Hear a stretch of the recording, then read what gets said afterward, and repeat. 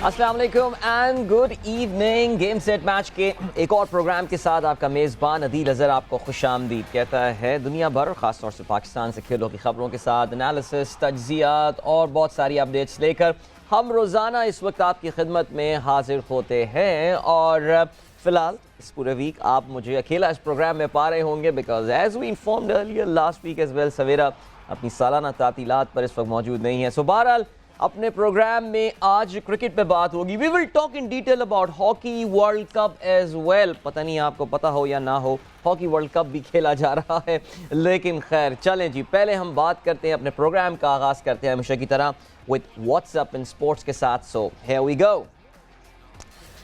Pakistan cricket board में नई management के आने के साथ ही कुछ बेयकीनी का सिलसिला चल रहा है और बेयकीनी की सूरत हाल फिलहाल तो ख़त्म होती हुई नज़र नहीं आ रही है। साबिक खिलाड़ियों का कौमी टीम का चीफ सेलेक्टर बनने में घबराहट महसूस करने लगे हैं। ज़राए का ये कहना है कि सीनियर खिलाड़ी जिनको अप्रोच किया जा रहा है चीफ सेलेक्टर बनने के लिए वो कुछ मौजूदा सूरत हाल से परेशान हैं। चेयरमैन नजम सेठी कितने अरसे तक ओहदे में बरकरार रहेंगे ये किसी को नहीं मालूम।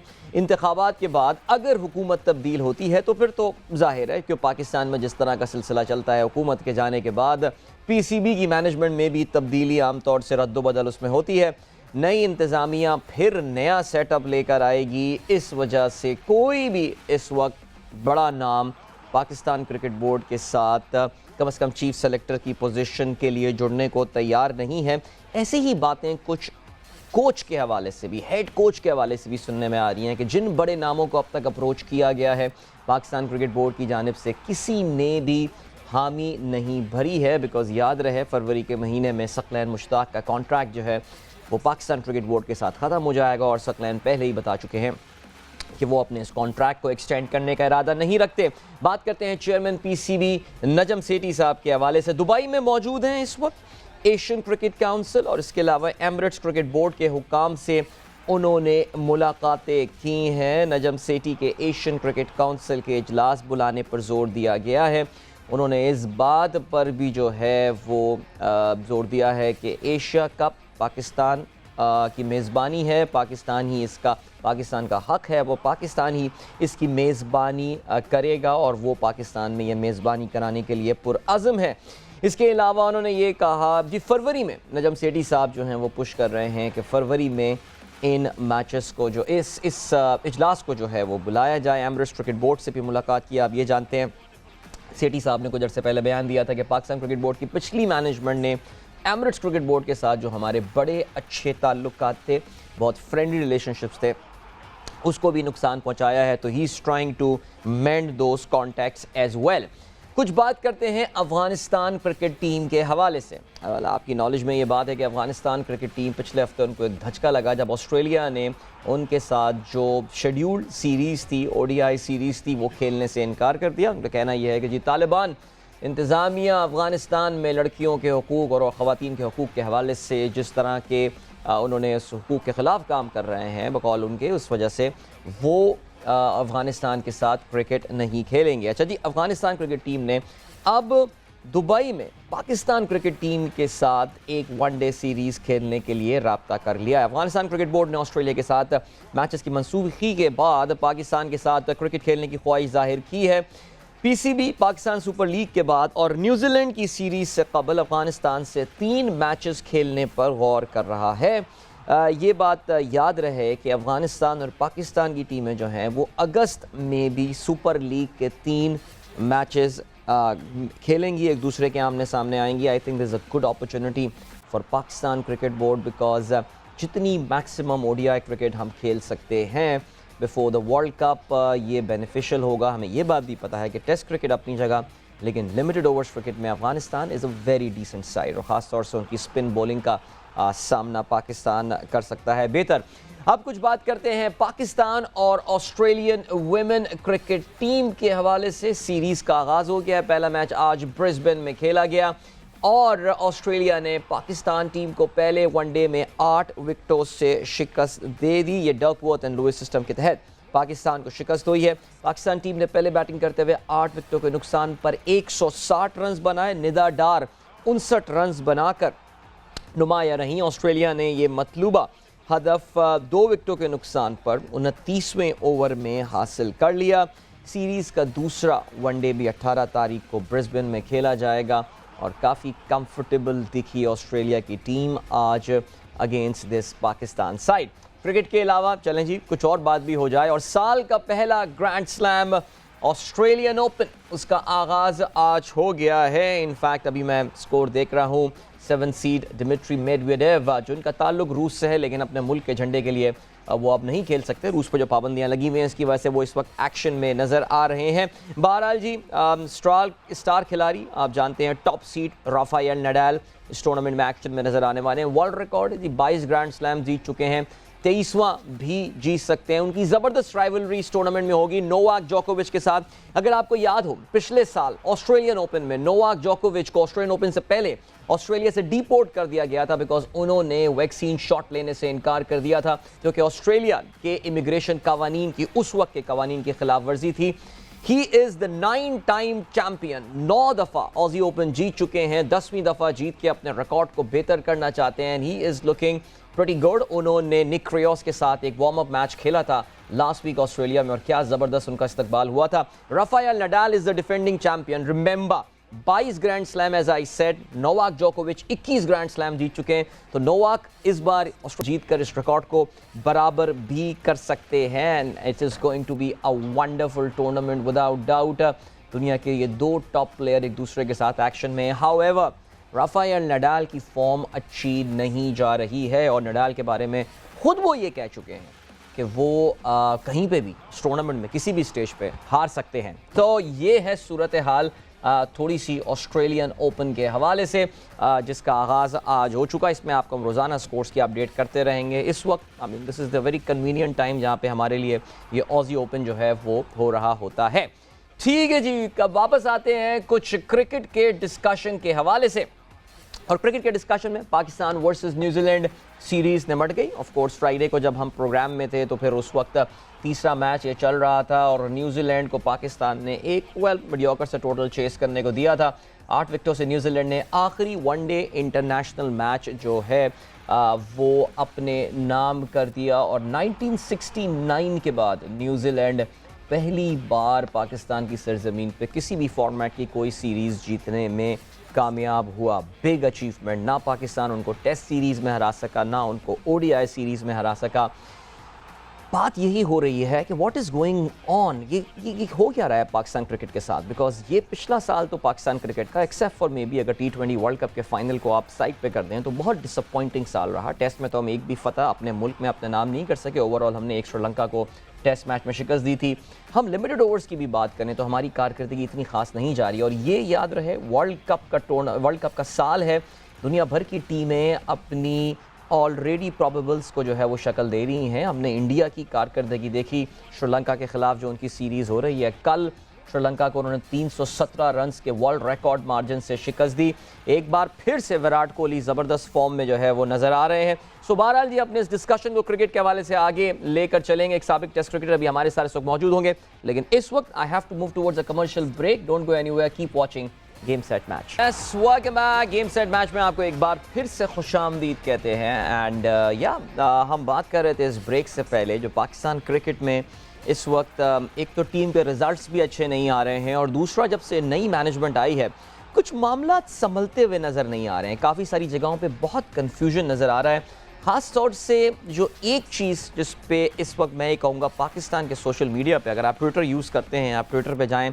अभी तो खैर आपको पता होगा कि कराची के जो बल्दियाती इंतखाबात हैं वो ट्विटर पे छाए हुए, लेकिन उससे पहले it was all about Babar Azam. Babar Azam को कप्तानी या किसी एक फॉर्मेट से कप्तानी के हटाने के हवाले से जो है वो काफ़ी, पहले तो कहूँगा कि जो दूर दूर से आवाज़ें आ रही थी, लेकिन अब बहुत ज़ोरदार आवाज़ें आनी शुरू हो गई हैं कि बाबर को कप्तानी या किसी फॉर्मेट से रिलीव किया जा सकता है। बिकॉज कुछ लोगों का ये ख्याल है कि बाबर की कप्तानी इतनी इम्प्रेसिव जो है वो नहीं रही है इन सर्टन फॉर्मेट्स। हो सकता है वो T20 की कप्तानी अपनी बचाने में कामयाब हो जाएं, लेकिन मामला काफ़ी नाजुक हैं। और एज आई टोल्ड यू, एक तो ये कप्तानी का इशू है, दूसरा जैसा कि हमने व्हाट्सएप में आपको बताया कि Pakistan cricket board is finding it really hard. उनको टैलेंट स्काउटिंग में for the head coach position और for the chief selector position दोनों के लिए काफ़ी तगो-दो करनी पड़ रही है, मेहनत करनी पड़ रही है। पाकिस्तान क्रिकेट बोर्ड के मामलात पे बहुत ज़बरदस्त नज़र रखने वाले और हम ये कहेंगे कि जी इनसाइड इंफॉर्मेशन एकदम बेहतरीन लाने वाले हमारे नुमाइंदे कादिर ख्वाजा इस वक्त मेरे साथ मौजूद हैं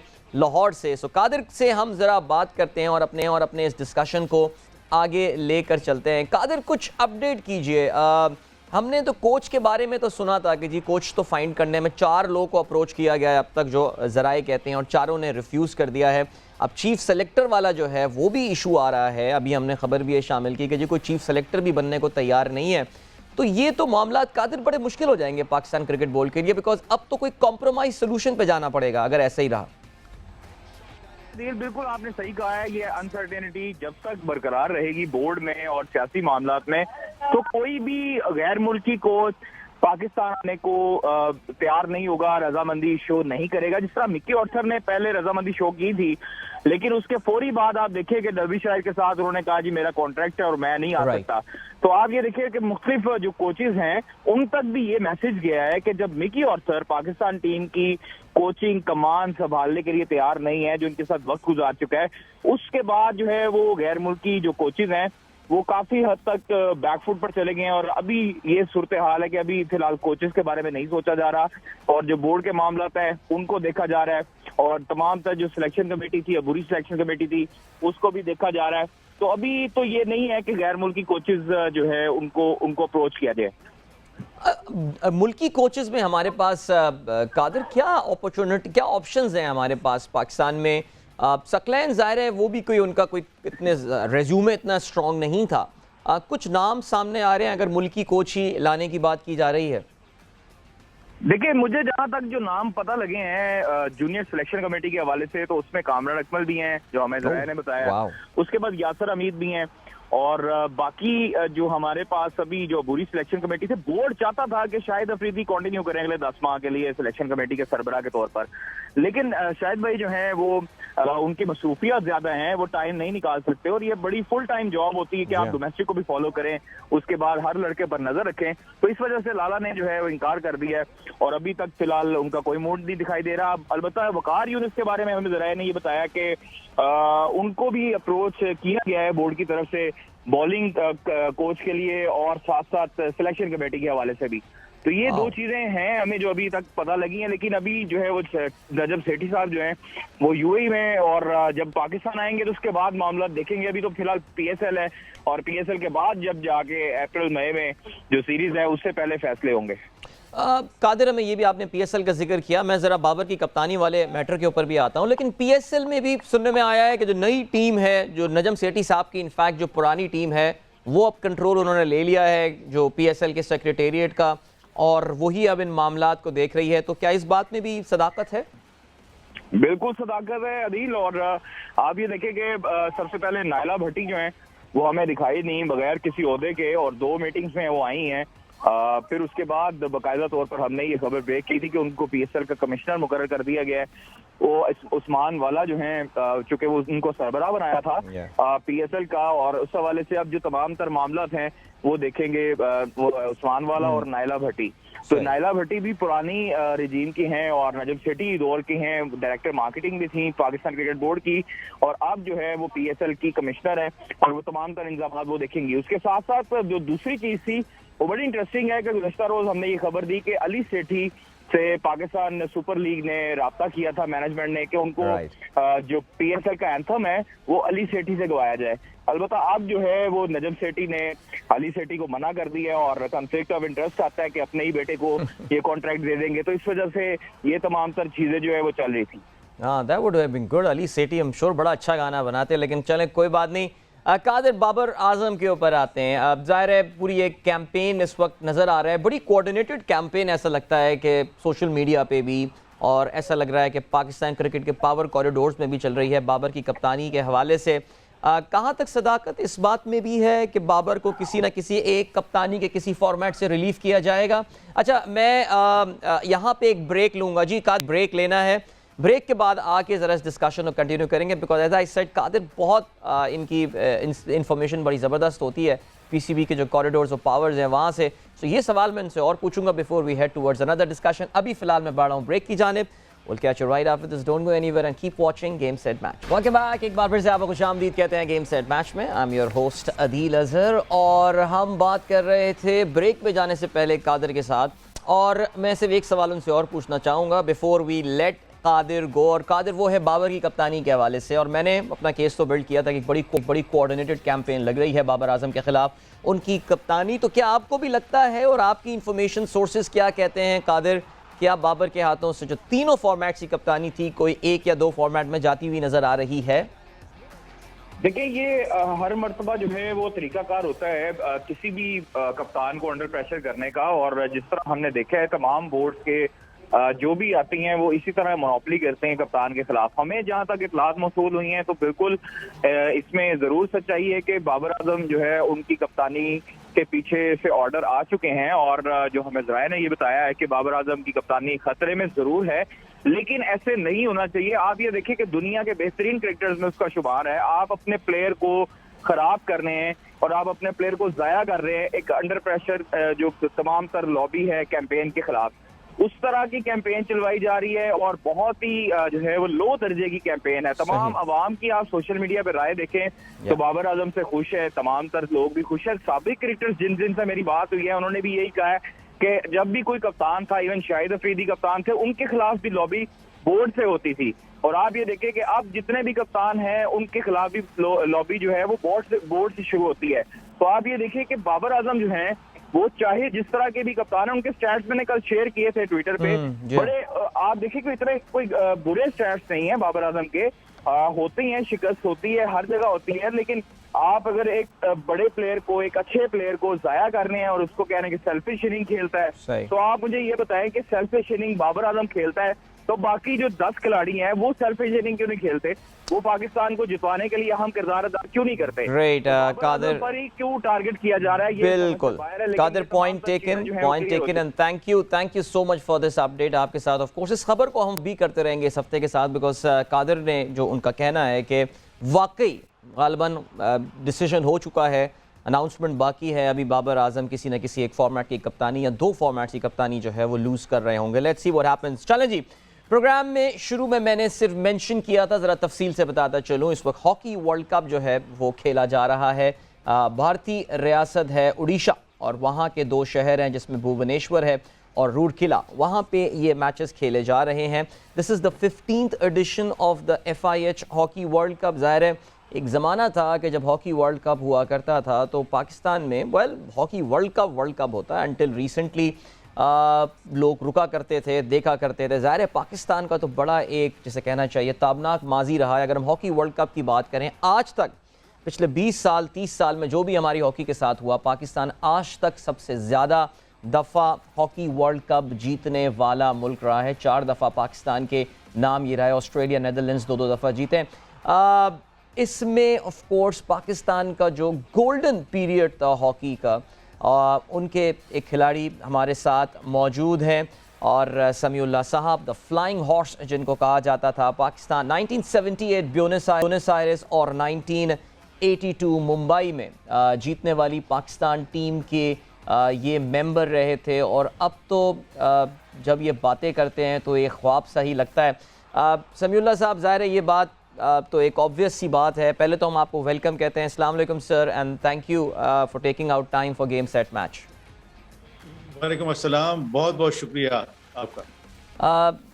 सर, मैं जो बात कहना चाह रहा था, और मैं ख़ुद बड़ा जज्बाती हो जाता हूँ बिकॉज हॉकी हमारे दिलों के बड़ा करीब रहा है, और हम जो 80s और 90s की जनरेशन ग्रो अप हुए हैं, हमने तो बड़े ज़बरदस्त पाकिस्तान को वर्ल्ड चैम्पियन, ओलंपिक में अच्छा खेलते हुए और उसके अलावा चैम्पियंस ट्रॉफियाँ जीतते हुए देखा है।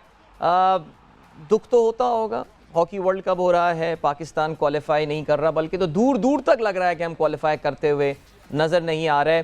बहैसियत ज़ाहिर है this is the 3rd straight world cup जिसके लिए हम नहीं पहुंच पाए। सर, दुख तो होता होगा और दिल काफ़ी जिसे कहना चाहिए कि उदास होता होगा। बिल्कुल, क्यों नहीं। जैसे आप कह रहे हैं, सब लोग हमसे पूछते हैं कि पाकिस्तान की हॉकी टीम वर्ल्ड कप में क्यों नहीं है। पाकिस्तान के, जैसे आपने बताया कि माजी बड़ा ताबनाक है, और पाकिस्तान वो मुल्क है जिसने ये वर्ल्ड कप जो आजकल एग्जिबिट हो रहा है वहाँ पे दिखा रहे हैं ये पाकिस्तान ने ही कंट्रीब्यूट किया। कर्नल दारा मरहूम ने, ब्रिगेडियर राहत थे, ब्रिगेडियर हमीदी, एयर मार्शल नूर खान, एक KM अजहर होते थे जिन्होंने ये इनिशिएट कराया। तो बड़ा अफसोस की बात है कि पाकिस्तान हॉकी ना ओलंपिक के लिए क्वालिफाई कर रहा है, ना वर्ल्ड कप के लिए क्वालिफाई कर रहा है। और कमाल वाली बात यह कि इंटरनेशनल हॉकी फेडरेशन ने 16 टीमें इस्तीफा की हैं, खास तौर पर फेवर करने के लिए कि पाकिस्तान किसी तरह क्वालिफाई करे। लेकिन रैंकिंग तो हमारी है ही 17, उसके बावजूद हमने क्वालिफाई भी नहीं किया। तो बड़ी अजीब सी बात है। हुकूमत पाकिस्तान को, पाकिस्तान हॉकी फेडरेशन को ये सोचना चाहिए। समीउल्लाह साहब, अभी रिसेंटली भी चेंज ऑफ गार्ड हुआ पाकिस्तान हॉकी फेडरेशन में, नई मैनेजमेंट आ गई, इलेक्शंस हुए, पूरे प्रोसेस से निकल कर आई, फिर एक टूर्नामेंट खेले, थोड़ा सा प्रॉमिसिंग दिखा, लेकिन उसके बाद साउथ अफ्रीका गए जहाँ पे बहुत बुरे रिजल्ट्स हमें देखने को मिले। मैं जब ये बात कहता हूँ और मुझे भी बड़े अफसोस होता है इस बात में कि कोई उम्मीद की किरण भी इस वक्त नज़र नहीं आ रही है। कहाँ फंस गए हैं मामलात? क्या ये हुकूमती मसले हैं या फेडरेशन की ये थोड़ी सी नाअहली होगी, या सिंपल बात ये है कि टैलेंट ही नहीं आ रहा है पाकिस्तान में, फेडरेशन भी क्या करे? मसला कहाँ पिन पॉइंट कर सकते हैं हम? देखिए, आपने तफसील से बात की तो मैं ये कहूँगा कि इस वक्त भी पाकिस्तान में हॉकी खेली जा रही है। ये क्रिकेट के बाद ये दूसरी स्पोर्ट्स है जो अभी तक जिंदा और ताबिंदा है। इस वक्त भी काफ़ी सारे खिलाड़ी खेल रहे हैं और इंटर क्लब हो रहा है। उसको सिर्फ ऑर्गेनाइज करने वाली बात है। पाकिस्तान हॉकी फेडरेशन तकरीबन 7 साल से है, और उससे पहले की जो रही, जब मैं ये कहूँ कि 2004-2008 में हमारी रैंकिंग 8वें नंबर पे थी, तो हम उस वक्त भी चीख रहे थे कि इसका स्ट्रक्चर ठीक करें, सफारिशिज़म छोड़ें, हुकूमत पैटर्निंग दे, पॉलिटिकल असाइनमेंट ना करे। ये सब चीज़ें हुकूमत ने और फेडरेशन नहीं मानी, जिसकी वजह से ये हुआ। अब आप अंदाज़ समीउल्लाह साहब से हमारे राब्ते में इस वक्त इशू हो रहा है, कुछ इंटरनेट कनेक्टिविटी का इशू है, लेकिन वाकई समीउल्लाह साहब का जो एक बड़ा इंपॉर्टेंट पॉइंट यहाँ पे था वो ये कि 2007-2008 में ही इस तरफ इशारा किया जा रहा था कि मसाइल हैं, प्रॉब्लम्स आर देयर, कोई इसका ऑलरेडी सोल्यूशन निकाला जाए। मुझे ऐसा लग रहा था जैसे कि हम इंतज़ार कर रहे थे कि ऐसा कोई प्रॉब्लम आए। 2008-2009 के बाद पाकिस्तान के स्पोर्ट्स में वैसे ही जिसे कहना चाहिए कि एक डिक्लाइन आया। आप कोई सा भी स्पोर्ट उठा लें, अब इस पर एक लंबी बहस हो सकती है कि ये हुकूमती मामला थे या क्या हुआ था। ज़ाहिर है पाकिस्तान में दहशतगर्दी ने भी सर उठा लिया था, इंटरनेशनल इवेंट्स यहाँ पे होना बंद हो गए थे, कोई पाकिस्तान में आकर खेलने को तैयार नहीं था। हम हॉकी की बात करें, अगर जैसे हॉकी क्लब ऑफ पाकिस्तान और अब्दुल सत्तार ईदी हॉकी स्टेडियम कहा जाता है, ज़रा कभी उसकी हालत देखें जाके, बिल्कुल खंडर सा वो बन गया था। सुनने में आ रहा था कि उसकी फेसलिफ्ट के लिए कुछ काम किया जा रहा है, मुझे उसका अंदाज़ा नहीं है। सो ये तो मैं कहूँगा कि जी ये इफ़ेक्ट्स हैं ऑफ समथिंग वेरी सीरियस, जो कि कॉज है पाकिस्तान हॉकी का। समीउल्लाह साहब अभी भी ये बिलीव करते हैं कि पाकिस्तान में अभी भी हॉकी खेली जाती है।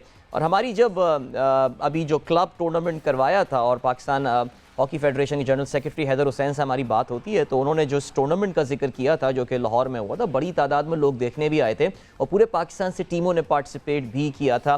But the problem lies with the fact, जैसे अभी एक खबर आई है, just to give you an idea, कि पाकिस्तान के जो हॉकी कोच हैं सिगफ्रीड एक्मैन, जो कि हम नीदरलैंड से लेकर आए थे, जापान की टीम को उन्होंने 0 से एशियन चैम्पियन बना दिया था, उस बेचारे को हमने ला के यहाँ पर बिठा दिया। कभी उसके वीज़े के मसले चल रहे हैं और उसको कितने महीने तो हमने तनख्वाह नहीं दी, अब वो बेचारा अपने मुल्क वापस चला गया। अभी फ़िलहाल वो इंडिया में मौजूद है, by the way he is watching, क्योंकि वो एक टॉप लेवल के कोच हैं, FIH के टॉप लेवल जो सर्टिफिकेशन की होती है उसके वो कोच हैं। तो ही वॉज इन्वाइटेड देयर, वो वहाँ पे हॉकी वर्ल्ड कप देख रहे हैं और उनका भी ज़ाहिर है दिल दुखता पाकिस्तान की हॉकी पे, उनको भी अफसोस होता होगा कि यार इस खेल के साथ जो है वो इन लोगों ने क्या किया है, जिसको हम अपना कौमी खेल भी कहते हैं। बहरहाल हॉकी वर्ल्ड कप के कुछ स्कोर्स के बारे में अब तक जो टूर्नामेंट हुआ है मैं आपको बताता चलूँ जी। मेज़बान भारत जो है, अगर आपको मौका मिले, अगर आपके किसी केबल चैनल पे ये मैचेस आ रहे हों तो ज़रूर देखिएगा।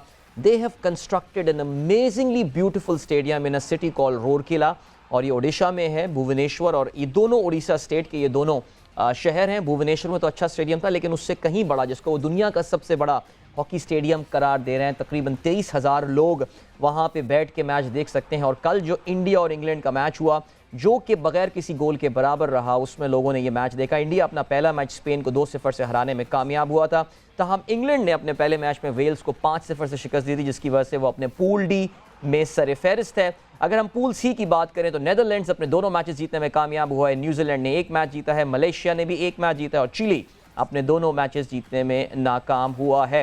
World champion, defending champion Belgium is off to an amazing start. उन्होंने Asian hockey powerhouse South Korea को अपने पहले मैच में 5-0 से शिकस्त दी है। Belgium Olympic champion, 2020 Tokyo Olympic भी जीते, वर्ल्ड चैंपियन भी हैं। यानी हम जब छोटे हुआ करते थे और हॉकी फॉलो करना शुरू किया था तो बेल्जियम में कोई सीरियस नहीं लिया करता था, लेकिन बेल्जियम एक ज़बरदस्त केस स्टडी है। अगर आपको हॉकी रिवाइव करना है सो आई थिंक बेल्जियम और इंडिया, ये दो बहुत ज़बरदस्त केस स्टडीज़ हैं।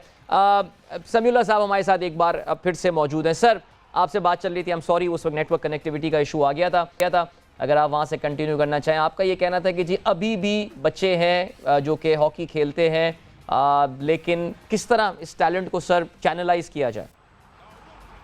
देखिए, अब तो स्कूल कॉलेज की गेम्स खत्म हो गई, सिर्फ क्लब्स हो गए, तो हमें सिर्फ ऑर्गेनाइज ये करना है कि उनको रजिस्टर्ड करें और जो अच्छे क्लब्स हैं उनको, जैसे हमें अभी रिसेंट पास में जो स्क्रूटनी की उनको इग्नोर किया गया और जो बोगस क्लब है उनको ऊपर लेके आए, ये पाकिस्तान हॉकी फेडरेशन के ऑर्गेनाइजर्स को नहीं करना चाहिए।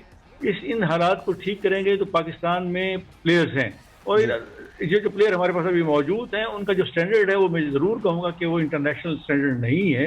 तो उनको उनसे सिर्फ ग्रूमिंग चाहिए। उनको अगर एक महीना आप ट्रेनिंग देंगे, उनको मेंटली फिजिकली फिट रखेंगे तो आगे आ सकते हैं। जैसे अभी आपने मिसाल दी बेल्जियम और भारत की, बेल्जियम को कहीं नाम नहीं था और विद इन यूरोप वो मेरे ख्याल में 7वें 8वें नंबर पे था, लेकिन पिछले 12 साल से वो वर्ल्ड चैंपियन है, ओलंपिक में वो फाइनलिस्ट है, सिर्फ इस वजह से कि उन्होंने अपना खेल ऑर्गेनाइज किया। और ये भी बताता चलूँ कि बेल्जियम की ये जो हॉकी खेल है ये तकरीबन 5वें 6ठे नंबर पे रेटिंग में गए विद इन बेल्जियम। और फिर भारत की मिसाल देखेंगे, भारत 1986 में 11वें 12वें नंबर पे खेला था हमारे से वर्ल्ड कप में, जो वर्ल्ड कप इंग्लैंड में हुआ था। लेकिन उसके बाद आहिस्ता आहिस्ता उन्होंने बेहतरी की और अब आप देखें कि वो उनकी रैंकिंग दुनिया में जो है 3रे नंबर पे और उनकी जो गर्ल्स टीम है या वुमेन टीम है वो 4थे नंबर पे है। ऑर्गेनाइज करने वाली बात है, ऑर्गेनाइज करें तो पाकिस्तान की हॉकी बेहतर हो सकती है। समीउल्लाह साहब, जाते जाते एक सवाल पूछूंगा। 2 वर्ल्ड कप आप जीते पाकिस्तान के लिए, 1978 ब्यूनस आयर्स में, 1982 मुंबई में। वैसे तो दोनों वर्ल्ड कप्स की बड़ी इंपॉर्टेंस होगी, लेकिन जब आप मेमोरीज में अपनी झांकते हैं, जब माजी को देखते हैं, किस वर्ल्ड कप जीतने में ज़्यादा मज़ा आया आपको? आप कहें यार ये this was the ultimate thing. देखिए, वैसे तो भारत में खेलने का बड़ा मजा आता है, लेकिन जो पहला वर्ल्ड कप 1968 का हुआ ब्यूनस आयर्स में, तो आपने पढ़ा होगा कि जो उसके 4 महीने के बाद वहां पे वर्ल्ड कप का, तो उन्होंने वो कॉपी किया, विंगर्स के थ्रू उन्होंने गेम्स खेली और उससे उन्होंने कामयाबी हासिल। तो ये दोनों यादगार है और मैं अभी भी कहता हूँ पाकिस्तान हॉकी फेडरेशन को कि सोचें, खिलाड़ियों के बारे में सोचें, हुकूमत पैटर्नेज दे, डिपार्टमेंटल हॉकी शुरू की जाए तो फिर पाकिस्तान की हॉकी कम से कम आइंदा 5 सालों में पहले 10 में आ सकती है। Thank you so much Samiullah साहब, बहुत शुक्रिया। Always a pleasure talking to you sir. और हैं जी हम भी पाकिस्तान हॉकी के लिए एक बार फिर से रिवाइव हो। अगला जो हॉकी वर्ल्ड कप होना है वो नेदरलैंड्स और बेल्जियम में होना है और दुआ ये करते हैं कि कुछ उम्मीद बेहतरी नज़र आए, पाकिस्तान एक बार फिर से क्वालिफाई करे। लेकिन बहरहाल ये वर्ल्ड कप का आगाज़ हो गया and the defending champion Belgium, as I said, अपने टूर्नामेंट का धमाका खेज उन्होंने और ऑस्ट्रेलिया ने आगाज़ किया है। अब तक 2 बेहतरीन टीमें देखी हैं इस टूर्नामेंट में। वक्त आ गया है कि आप लोगों से इजाज़त दी जाए। अपना बहुत बहुत ख्याल रखिएगा। Thank you so much for watching game set match. इंशाल्लाह कल आपकी खिदमत में एक बार फिर हाजिर होंगे। तब तक के लिए goodbye, God bless and अल्लाह हाफिज़।